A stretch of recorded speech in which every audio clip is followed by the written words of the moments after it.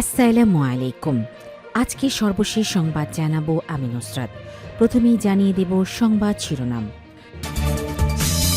Level playing field নিশ্চিতে সরকার সব ব্যবস্থা নিয়েছে বললেন প্রেস সচিব।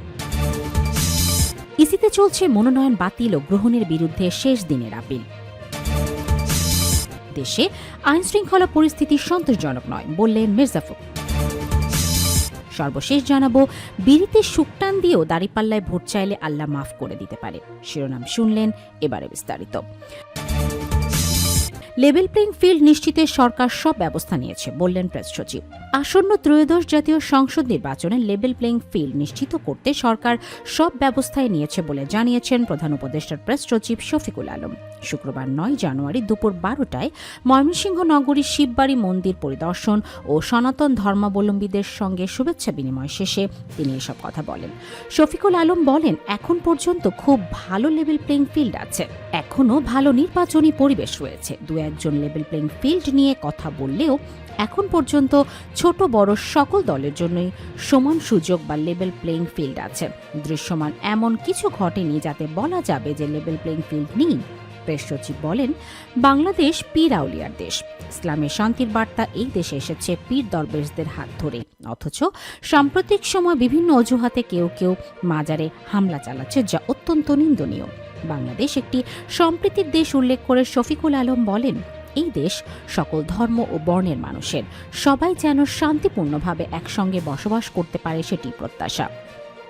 এর আগে এদিন সকালে নগরীর জুবলি রোডে অবস্থিত বুড়া পীর মাজার ও ঘাট এলাকায় হজরত শাহ সুফি সৈয়দ কালু শাহ রহমতুল্লাহ আলাহের মাজার পরিদর্শন করেন তিনি। মাজারের নিরাপত্তা প্রসঙ্গে প্রেস সচিব জানান, আইনশৃঙ্খলা বাহিনীর মনোবল বেড়েছে, মাজারগুলো নিরাপত্তা জোরদার করা হচ্ছে, একই সঙ্গে মানুষের মধ্যেও সচেতনতা বাড়ছে। ইসিতে চলছে মনোনয়ন বাতিল ও গ্রহণের বিরুদ্ধে শেষ দিনের আপিল। আসন্ন ত্রয়োদশ জাতীয় সংসদ নির্বাচনে রিটার্নিং অফিসার কর্তৃক মনোনয়নপত্র গ্রহণ ও বাতিলের আদেশের বিরুদ্ধে আপিল দায়েরের শেষ দিনের কার্যক্রম চলছে আজ। শুক্রবার 9 জানুয়ারি রাজধানীর আগারগাঁওয়ে নির্বাচন কমিশন ভবনে সকাল থেকে অঞ্চলভিত্তিক বুথগুলোতে মনোনয়নপত্র বাতিলের সিদ্ধান্তের বিরুদ্ধে আপিল জমা দিচ্ছেন প্রার্থীরা। এদিন বিকেল 5টা পর্যন্ত এসব আপিল গ্রহণ করা হবে বলে জানিয়েছে ইসি। সরজমিনে গিয়ে দেখা যায়, নির্বাচন কমিশন ভবনে স্থাপিত আপিল দায়ের কেন্দ্রে অঞ্চলভিত্তিক 10টি বুথে এসব আপিল গ্রহণ করা হচ্ছে। দেশের বিভিন্ন অঞ্চলের প্রার্থীরা উপস্থিত হয়ে বিভিন্ন বুথে কাগজপত্র জমা দিচ্ছেন। ইসির কর্মকর্তারা জানান, আজ আপিল গ্রহণ শেষ হওয়ার পর আগামীকাল শনিবার থেকে শুনানি শুরু হবে। আপিল শুনানি শেষে কমিশনারের সিদ্ধান্ত অনুযায়ী চূড়ান্ত প্রার্থীর তালিকা প্রস্তুত করা হবে। গত 4 জানুয়ারি বাছাইয়ের শেষ দিনে 300টি নির্বাচনী এলাকার রিটার্নিং কর্মকর্তা ও সহকার রিটার্নিং কর্মকর্তারা মোট 2568টি মনোনয়নপত্র যাচাই করেন। এর মধ্যে 1842 জন প্রার্থীর মনোনয়নপত্র বৈধ ঘোষণা করা হয় এবং 723 জন প্রার্থীর মনোনয়নপত্র বাতিল করা হয়। ইসি কর্মকর্তারা জানান, রিটার্নিং কর্মকর্তাদের আদেশের বিরুদ্ধে গত 4 দিনে নির্বাচন কমিশনে মোট 469টি আপিল আবেদন জমা পড়েছে। এর মধ্যে বৃহস্পতিবার সর্বোচ্চ 174টি আপিল দায়ের করা হয়। ওই দিন মনোনয়নপত্র বাতিলের আদেশের বিরুদ্ধে 164টি এবং মনোনয়নপত্র গ্রহণের আদেশের বিরুদ্ধে 10টি আপিল করা হয়েছে। এর আগে বুধবার 131টি, মঙ্গলবার 122টি, সোমবার প্রথম দিনে 82টি আপিল আবেদন জমা পড়ে। সোমবার মনোনয়নপত্র বাতিলের বিরুদ্ধে 41টি এবং মনোনয়নপত্র গ্রহণের বিরুদ্ধে 1টি আপিল করা হয়। নির্বাচন কমিশন সূত্রে জানা গেছে, আপিল আবেদনের শুনানি আগামী 10 থেকে 18 জানুয়ারি পর্যন্ত অনুষ্ঠিত হবে। আগারগাঁওয়ের নির্বাচন ভবনের অডিটোরিয়ামের বেসমেন্ট 2তে এসব শুনানি হবে। প্রতিদিন গড়ে 70টি করে আপিল আবেদনের শুনানি নেওয়ার পরিকল্পনা করেছে কমিশন। দেশে আইনশৃঙ্খলা পরিস্থিতি সন্তোষজনক নয় বললেন মির্জা ফখরুল। দেশের আইনশৃঙ্খলা পরিস্থিতি সন্তোষজনক নয়। বিএনপি নেতাদের হত্যার ঘটনায় সরকার কার্যকর পদক্ষেপ নিচ্ছে না। শুক্রবার 9 জানুয়ারি সকালে ঠাকুরগাঁওয়ের কালীবাড়িস্থ নিজ বাসভবনে সাংবাদিকদের সঙ্গে আলাপকালে এসব কথা বলেন বিএনপির মহাসচিব মির্জা ফখরুল ইসলাম আলমগীর। মির্জা ফখরুল বলেন, দেশের মানুষ নির্বাচনের জন্য অপেক্ষা করছে, কিন্তু বর্তমান আইন শৃঙ্খলা পরিস্থিতি সন্তোষজনক নয়।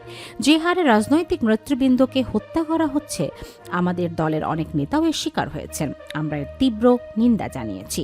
তবে সরকারের পক্ষ থেকে কার্যকর পদক্ষেপ এখনও নেওয়া হয়নি। আশা করি সরকার দায়িত্বশীল ভূমিকা গ্রহণ করবে এবং এ ধরনের ঘটনার পুনরাবৃত্তি যেন না হয়। বিশ্ববিদ্যালয়গুলোর ছাত্র সংসদ নির্বাচনের প্রভাব নিয়ে তিনি বলেন, বিএনপি বিগত 17 বছর বিশ্ববিদ্যালয়গুলোতে সাংগঠনিক কার্যক্রম করতে পারেনি। তবে আমি জোর দিয়ে বলছি, বিশ্ববিদ্যালয় নির্বাচন জাতীয় নির্বাচনে প্রভাব ফেলবে না। তার বক্তব্য অনুযায়ী বিএনপি একই দিনে জাতীয় সংসদ নির্বাচন ও গণভোট চেয়েছিল, যা সেভাবেই সম্পন্ন হয়েছে।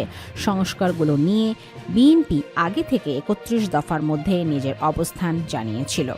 নিরাপত্তা বিষয়ে তিনি মন্তব্য করেন, আমি নিজের নিরাপত্তার জন্য কোনো বুলেট প্রুফ জ্যাকেট পরছি না। অনেক রাজনৈতিক নেতার উপর হামলা হওয়ার কারণে অনেকে হয়তো নিরাপত্তার জন্য বুলেট প্রুফ জ্যাকেট পরছেন। ফখরুল আরও জানান, তারেক রহমানের উত্তরবঙ্গ সফর রাজনৈতিকভাবে গুরুত্বপূর্ণ। সফরের মাধ্যমে স্থানীয় নেতাকর্মীরা আরও উজ্জীবিত হবেন। সফরটি ব্যক্তিগত প্রকৃতির। তারেক রহমান জুলাই যোদ্ধা শহীদ আবু সাইদ সহ অন্যান্য শহীদের কবর জিয়ারত করবেন এবং প্রয়াত বিএনপি চেয়ারপারসন বেগম খালেদা জিয়ার গণদোয়া মাহফিলে অংশ নেবেন। এ সময় জেলা বিএনপি সভাপতি মির্জা ফয়সাল আমিন, সাধারণ সম্পাদক পয়গাম আলী, পৌর বিএনপি সভাপতি শরীফুল ইসলাম শরীফ, সদর উপজেলা সাধারণ সম্পাদক মাহবুবুর রহমান তুহিন সহ অন্যান্য নেতাকর্মী ও আত্মীয় স্বজন উপস্থিত ছিলেন। বিড়িতে শুকটান দিয়েও দাঁড়িপাল্লায় ভোট চাইলে আল্লাহ মাফ করে দিতে পারে।